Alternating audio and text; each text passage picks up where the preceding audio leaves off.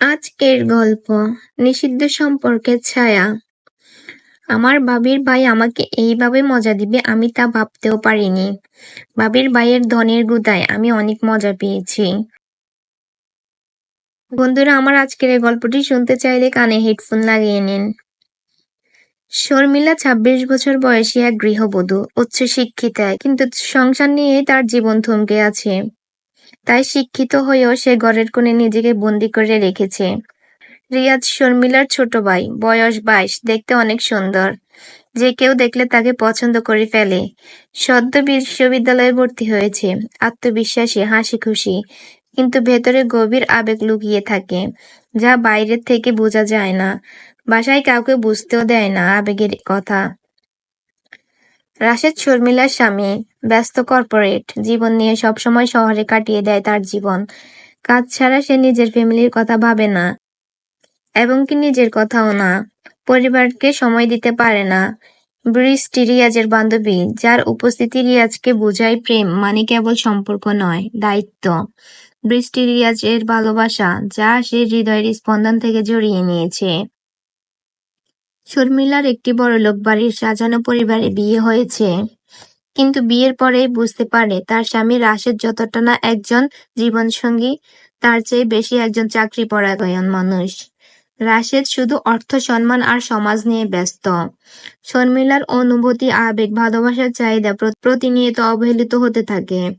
বউ হিসেবে শর্মিলা যতটুকু প্রাপ্য তাও পায় না। রাশেদ সব সময় শর্মিলাকে অবহেলা করে যায়। এদিকে রাশেদের ভাই রিয়াজ ঢাকা থেকে পড়াশোনার ফাঁকে তাদের বাসায় কিছুদিনের জন্য উঠেছে, কিছুটা সময় কাটানোর জন্য। শুরুতে শর্মিলা ভাইয়ের মতো করেই দেখত তাকে, কিন্তু ধীরে ধীরে রিয়াজের উপস্থিতি, তার চোখে ভাষা, তার সাহচর্য এক নতুন অনুভূতির জন্ম দিতে থাকে। ভাই হয়েও যেন ভিতরে অন্য মানুষকে দেখতে পায়, যা সে কাউকে বলতে পারে না। আবেগের আড়ালে সম্পর্ক। এক দুপুরে রাশেদ অফিসের কাজ নিয়ে ব্যস্ত, আর বৃষ্টি ফোন ব্যস্ত। বাসায় কেবল রিয়াজ আর শর্মিলা। শর্মিলা রিয়াজকে খাবার পরিবেশন করতে গিয়ে বলে, তুই থাকলে মনে হয় বাসাটা একটু প্রাণ ফিরে পায়। তুই এ বাসায় আছিস বলে আমার ভেতরে শূন্যতাটা কাটাতে পারি আমি। নিজেকে আমি মনে করি যেন আমি জেলে বসবাস করি। রিয়াজ উত্তর দেয়, তোমার হাসিটা এখন আগের মতো নেই ভাবি। কি হয়েছে? তোমার কেমন শূন্য লাগে? মুখে কোনো হাসি নেই, সারাক্ষণ মন খারাপ করে রাখো। তোমার কি কোনো সমস্যা হয়েছে? এই সহজ কথার মধ্যে ছিল অনেক না বলা কথা, যেটা দুজনেই অনুভব করলো। প্রতিদিন তাদের কথোপকথন আরো ঘনিষ্ঠ হতে থাকে, একজনের প্রতি আরেকজনের আকর্ষণ আরো বাড়তে থাকে। একদিন রিয়াজ আবেগে বলে ফেলে, আমি তোমাকে শুধু ভাবি হিসেবে দেখি না, একজন নারী হিসেবে দেখছি সব সময়। যাকে ভালোবাসা যায়, যাকে সম্মান করা যায়, যাকে মন প্রাণ উজাড় করে দেওয়া যায়। আমি তোমাকে সেই মানুষটাই ভেবেছি। শর্মিলা প্রথমে অস্বীকার করে, কিন্তু মনে মনে সে নিজেও স্বীকার করে। এতদিন পরে কেউ তার ভেতরের শূন্যটাকে বুঝছে। এতদিন পর সে তার সঙ্গ দেওয়ার মতো কাউকে খুঁজে পেয়েছে, যাকে সে এতদিন ধরে খুঁজছিল। এক রাতে বিদ্যুৎ চলে গেলে পুরো বাড়ি অন্ধকার। রাশেদ শহরের বাইরে, শর্মিলা মোমবাতি জ্বালাচ্ছে। হঠাৎ পেছনে রিয়াজ দাঁড়িয়ে। রিয়াজ হালকা কণ্ঠস্বরে বলে, ভয় লাগছে? শর্মিলা বলে, না, তবে খুব একা লাগছে। তারপর রিয়াজ বলল, ভাবি, আমি আপনার একাকিত্ব দূর করতে চাই। তারপর রিয়াজ তার ভাবিকে কোলে নিয়ে খাটে নিয়ে শুইয়ে দিল। তারপর সে আস্তে আস্তে ভাবির কাপড় ধরে টানতে থাকে। পুরো কাপড় যখন খুলে যায় তখন সে ভাবিকে জড়িয়ে ধরে। তারপর ধীরে ধীরে তাদের সম্পর্ক গভীরে চলে যায়। সেই রাতেই প্রথমবারের মতো তাদের সম্পর্ক গোপনে শারীরিক হয়ে ওঠে।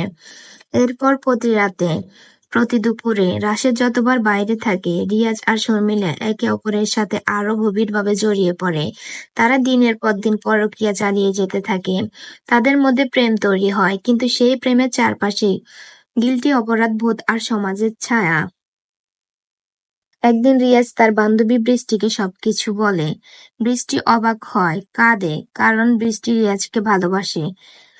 রিয়াজ ছিল বৃষ্টির অনেক ভালোবাসা, তাই তার মনে অনেক কষ্ট যায়। কিন্তু সে বলে, ভুল করলে তার দায় নিতে শিখো। কিন্তু তুমি তো শুধু আবেগে ভেসে যাচ্ছ। যাকে তুমি ভালোবাসো সে তোমার ভাবি। শর্মিলা তখন বুঝতে পারে সে তার সংসার, ভাইয়ের বিশ্বাস, সমাজ সবকিছুই ভুলে যাচ্ছে। সে নিজের চাহিদা মেটানোর জন্য নিজের সবকিছুকে এবং নিজেকে হারিয়ে ফেলছে। এক রাতে সে রিয়াজকে বলে, চলো এবার থেমে যাই। যা ছিল ভুল ছিল, কিন্তু সত্যি এটাই ছিল যে আমাদের জীবন নষ্ট করে দেবে এই সম্পর্কটা। তারা দুজনে অন্ধকার ছায়া থেকে আলোতে ফিরে আসে। রিয়াজ ধীরে ধীরে পরিবার থেকে দূরে সরে যায়, অন্য শহরে চাকরি নিয়ে চলে যায়। বৃষ্টিকে ফিরে পায়, বৃষ্টিও রিয়াজের সকল ভুল ক্ষমা করে তার কাছে ফিরে আসে। শর্মিলা আবার স্বামীর সাথে সম্পর্ক চালার চেষ্টা করে, যদিও সেটা আগের মতো হয় না। কিন্তু একটা জায়গায় গিয়ে দুজনেই বোঝে নিষিদ্ধ সম্পর্কের তীব্রতা যতই হোক সেটা শেষ পর্যন্ত তীব্র ক্ষত হয়ে থাকে। তারা বুঝতে পারে পরকীয়ার ভালোবাসা যতই গভীর হোক না কেন, তা নিষিদ্ধ। এই ভালোবাসার সাফল্য কখনোই আসে না। শর্মিলা বারান্দায় বসে চা খাচ্ছে, হঠাৎ ডাক পিয়ন একটা চিঠি দিয়ে যায়। রিয়াজের লেখা, তুমি আজও আমার জীবনে সেই অধ্যায় যেটা আমি কাউকে দেখাতে পারবো না, কিন্তু মনে লুকিয়ে রাখবো চিরকাল। এই চিঠিটা শর্মিলার জামাই পেয়ে যায়। তারপর শর্মিলার জামাই শর্মিলাকে জিজ্ঞেস করে। শর্মিলা চুপ হয়ে যায়। আর এই চুপ থাকার অর্থটা রাশেদ বুঝে যায়। রাশেদ শর্মিলাকে বিশ্বাস করতে পারে না। তারপর রাশেদ তার ফুফাতো বোনকে নিয়ে আসে বাড়ি থেকে, যেন শর্মিলার সাথে সে এখানে থাকে। রাশেদ এটা ভাবে যে শর্মিলা একা থাকা অবস্থায় যদি আবারও এমন কাজ করে থাকে, তাই রাশেদ ফুফাতো বোনকে নিয়ে আসে একেবারের জন্য। বেশ কয়েক মাস রিতা তাদের কাছে থাকে। হঠাৎ একদিন শর্মিলার ভাই সোহান তাদের বাড়িতে আসে। তারপর সে বলে সে এখানে কয়েকদিন থাকবে। এই শহরে তার কিছু কাজ করার আছে, তাই কয়েকদিনের জন্য বাইরে কোথাও বাসা পায়নি। তারপর শর্মিলা তার স্বামী রাশেদকে সবটা বলে। তার স্বামী অনুমতি দেয়, কারণ সোহান ছিল শর্মিলার নিজের আপন ভাই, তাই সে বিশ্বাস করতে পারে সোহান কিছু করবে না।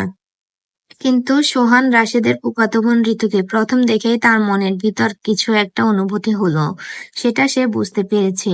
সেদিন তার সামনে গেলে বুকের ভিতর কেমন ধড়ফড় করা শুরু করে। তার ভিতরে আবেগে দোলা দিয়েছে, সেটার পায়। সে একদিন ঋতুকে একলা পেয়ে বলে, আমি তোমার চোখে কিছু একটা দেখতে পাই, যা আমি নিজেও বুঝতে পারি না। তুমি কি আমাকে দেখে কিছু অনুভব করো?